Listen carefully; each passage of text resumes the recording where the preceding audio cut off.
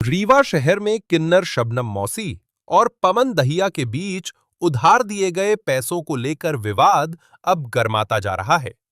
युवक पवन ने इस मामले की शिकायत पुलिस में की थी, जिसके बाद शबनम मौसी ने पवन पर गंभीर आरोप लगाते हुए पुलिस में शिकायत दर्ज कराई थी, जिसके बाद अब युवक ने भी कई गंभीर आरोप लगाते हुए एक बार फिर पुलिस में शिकायत दर्ज कराई है। कई लोगों पर पैसे नहीं लौटाने, जान से मारने की धमकी देने, घर पहुंचकर गाली गलौज करने और परिवार को डराने धमकाने का आरोप लगाया है।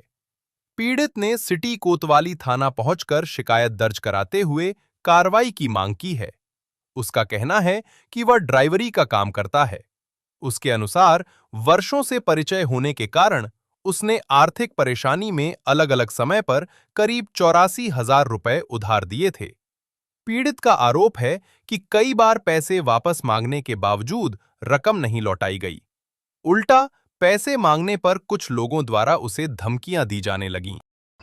हाँ बताइए, एक पैसे के लेन देन के लेके कुछ चीजें सामने आ रही हैं। हाँ, अभी कल परसों शबनम किन्नर ने मेरे ऊपर झूठा आरोप लगाया है बिछिया थाने में जाकर, और झूठा बयान दिया है कि 1 महीने से मैं उनके यहाँ काम कर रहा हूँ और 1 महीने के दौरान उनके जीजा से जान पहचान हुई और फिर उन्होंने मुझे पैसे दिए।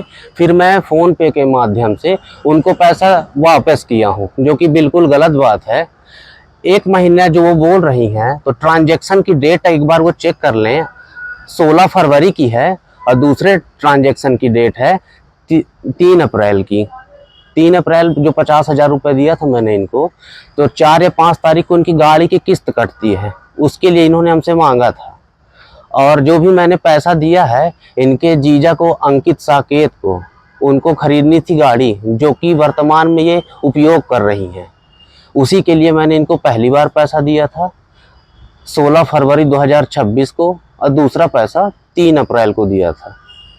और ये जो बोलती हैं कि मैंने इनको प्रताड़ित किया, धोबी टंकी चौराहे पे रोका, तो अगर धोबी टंकी चौराहे में गली गली में कैमरे लगे हैं, किस तारीख को रोका, कब रोका, किस दुकान के सामने रोका, क्या ये प्रूफ कर सकती हैं? बोल तो दिया।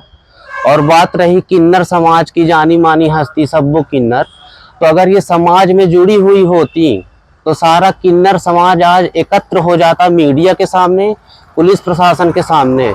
इनको बहुत पहले ही निकाल दिया गया है। और जो इनके साथ वो बयान दे रहा है वो नागौद का लड़का है, ध्रुव नाम है उसका, ध्रुव साकेत। नागौद में जो मुखिया किन्नर हैं उषा नायक जी, उनकी गलियों में किन्नर बन के उनकी बस्तियों में लोगों को ठगा है इसने कई बार। आप चाहे तो उनसे भी संपर्क करके इस बात का पता लगा सकते हैं। ये लोग ठगी का काम करते हैं। उन्होंने ये भी आरोप लगाया कि आप नशे में उनके साथ छेड़छाड़ किए, तो उसके बाद उन्होंने आपको फिर निकाल दिया था कुछ इस तरह। जी, बात रही नशे की, तो मैं आपको जो वीडियो दे रहा हूँ तो उसको आप अगर एक बार अपने चैनल के माध्यम से प्रसारित करेंगे तो देखने वाले को खुद सही और गलत का फर्क समझ में आ जाएगा कि नशाखोरी कौन करता है और कौन गुंडे पालता है। और वीडियो में जो राहुल बंसल करके व्यक्ति है, निवासी गुड़ चौराहा, वो इंसान मेरे को इतने बार फ़ोन लगाया इनके पीछे, उसकी तो मेरी कोई बातचीत थी ही नहीं। वो क्यों मेरे घर में आया था कि सब्बों से पैसा नहीं मांगना, घर में घुस गया, मेरे माता पिता को परेशान कर रहा था।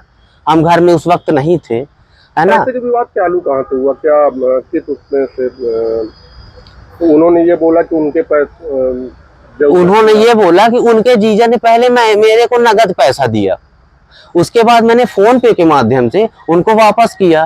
तो ये सरासर झूठ बात है। मैंने आपको सबूत दे दिए हैं। उनके जीजा को खरीदनी थी गाड़ी, जो कि इस वक्त यही उपयोग कर रही हैं। तो ट्रांजैक्शन डेट आप चेक करिए ना, जो भी देख रहा है ट्रांजैक्शन डेट चेक करिए। मेरे तरफ से पैसा भेजा गया है, उनकी तरफ से रिसीव किया गया है।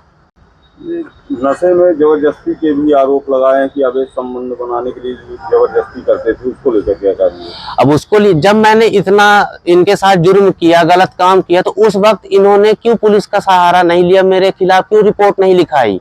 इनके मोहल्ले में कुछ भी होता है तो मैंने ही किया है। इनको मैं धोबिया टंकी में रोक लेता हूँ, इनका मैंने हाथ जला दिया, तो ये चुप कैसे बैठे रह गई। जब मैंने कंप्लेन की कि मेरा पैसे का मामला है और मेरे घर में गुंडे घुसेड़े गए सब्बो किन्नर के माध्यम से, तब उसके बाद इन्होंने कंप्लेन क्यों की। ये बताइए कि पहले तो आप लोग साथ ही में रहते थे, साथ में काम करते थे, ऐसा क्या हुआ कि ये सब हो रहा है? ऐसा ये हुआ कि हम 3 साल से, जैसे मैंने पिछला बयान भी दिया है, 3 साल से इनके साथ में थे, तो अभी तक तो ठीक था। लेकिन जब ये गाड़ी इनको खरीदनी थी तब इनके जीजा को मैंने पैसा दिया इनके कहने पे, है ना, 16 फरवरी को। दूसरा पैसा दिया किस्त को लेकर इन्होंने मांगा, फिर भी मैंने भरोसे पे आकर दे दिया। मेरे को क्या पता था, अब उस पैसे को लौटाने की इनकी कोई इच्छा ही नहीं है। तब ना वो बाजा बजाने का काम करता है राहुल बंसल, है ना, शादी बारात में। इनके पास क्या कर रहा है वो, पूछिए जरा, इनके पास क्या कर रहा है। ना वो ढोलक बजाता हिजड़ों की, ना तो हिजड़ों की गाड़ी चलाता, लेकिन इनके साथ पैक में पैक लड़ा रहा है। थोड़ा पूछिए। इसकी शिकायत आपने कहाँ कहाँ की? इसकी शिकायत हमने की, सर्वप्रथम की हमने थाना सिटी कोतवाली में आवेदन दिया, हमको एनसीआर प्राप्त हुआ वहां से, और आज हम एसपी ऑफिस में भी आवेदन दे चुके हैं। क्या चाहते हैं पुलिस प्रशासन से? पुलिस प्रशासन से हम यही चाहते हैं कि हमारे साथ संपूर्ण रूप से न्याय हो, हमारा जो भी पैसा इन्होंने लिया है वो पूरा लौटाया जाए।